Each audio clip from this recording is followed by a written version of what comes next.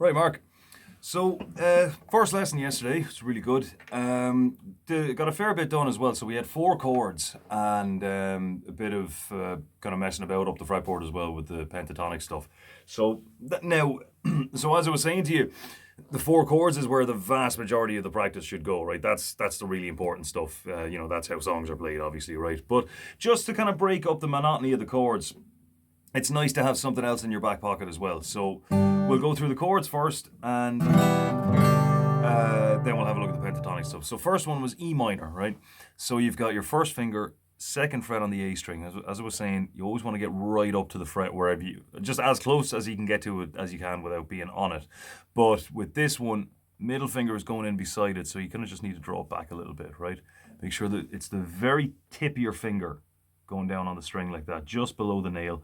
And this part of your finger here should be about 90 degrees to the fretboard. That way it's less likely to be touching the other ones on either side.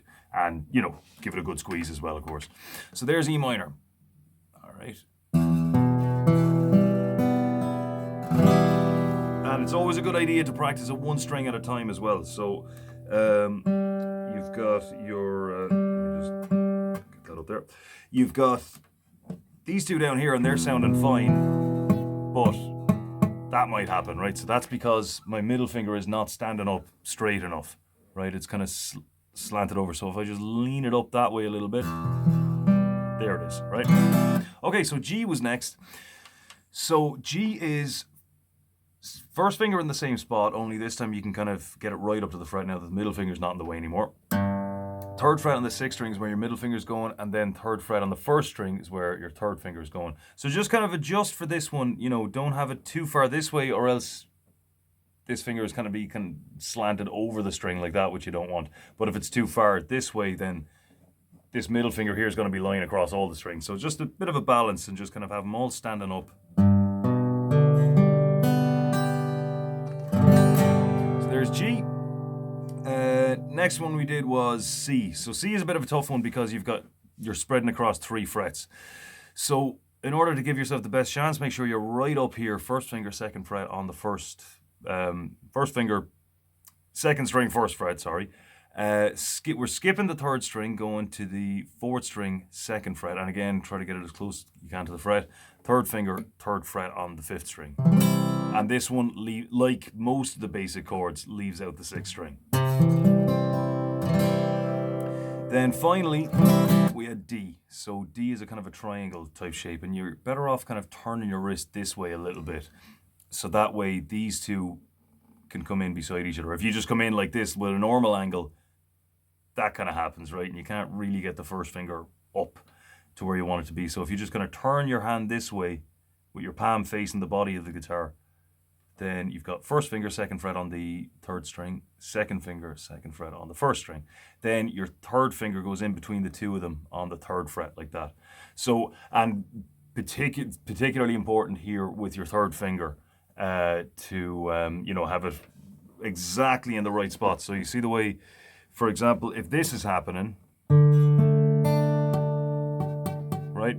So that might even be happening if the finger is dead straight, pointing down the fretboard. So in that case, it's perfectly straight, the angle is good, but I'm still touching it, right? So you see the way between my 3rd finger and the string, there's a couple of millimeters of space there, right? So if I just kind of bring it up that little bit closer, so I'm still not touching the G string, but now it's away from the 1st string. So little tiny adjustments like that are the difference between getting it and not. And try not to be too perfectionist about it as well. It's really, what you want to be doing is going from one chord to the next over and over and over again. If there's a bit of fret buzz, bit of a bum note, not to worry. It's those movements, switching from one chord to the next. That's what really takes the time. That's what you want to be grinding at. Okay, so that's the chords. Rhythm then, just for now, keep it simple. Keep it in 4s. 2, 3, 4. 1, 2, 3, 4. 2, 3, 4.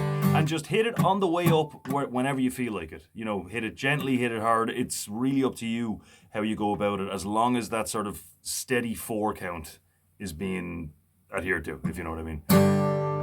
Okay, so other than that then we have the pentatonic scale. So this one is just open 3rd fret on the 6th string, down, up with the pleck. Then on the next one, we're open to 2nd fret. Same again. And then on the last two, we're on the 3rd fret. So on the way down, then you start off with the fretted one and then hit the open. So.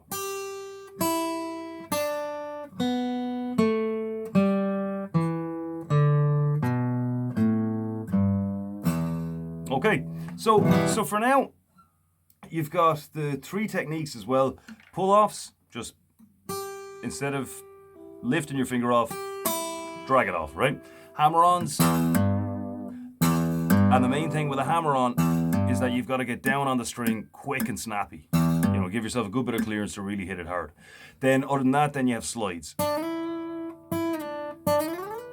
Okay? Only trick to that is just to make sure you keep the pressure down on the string as you're dragging it up. You know, if you let it go, you know, that happens. So, and then we did a couple of little phrases with that. So 3rd fret on the 1st string, pull off. Same again on the next string. And staying on the 2nd string, 3rd fret, sliding up to the 5th fret. And try to get it smooth, right? So just slow down the pull-offs. Because what you don't want is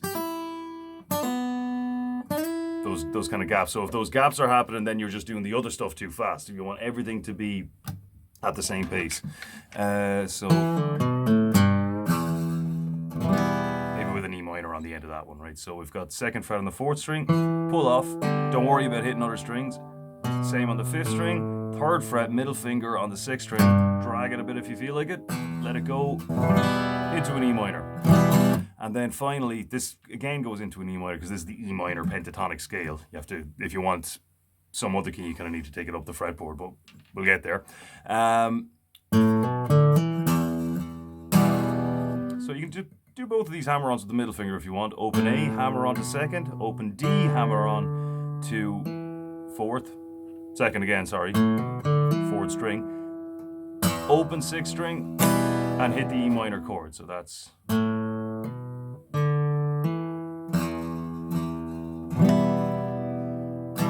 So there it all is. So as I said, chords are absolutely number one. And oh yeah, you had E major before you came in as well, actually. Yeah, so that's just. There's E minor, right? With just those two held down. Different fingers, but same chord. E major is the same as E minor, only you have to hold down the 3rd string on the 1st fret as well. Okay, we'll leave it at that. I'll talk to you again.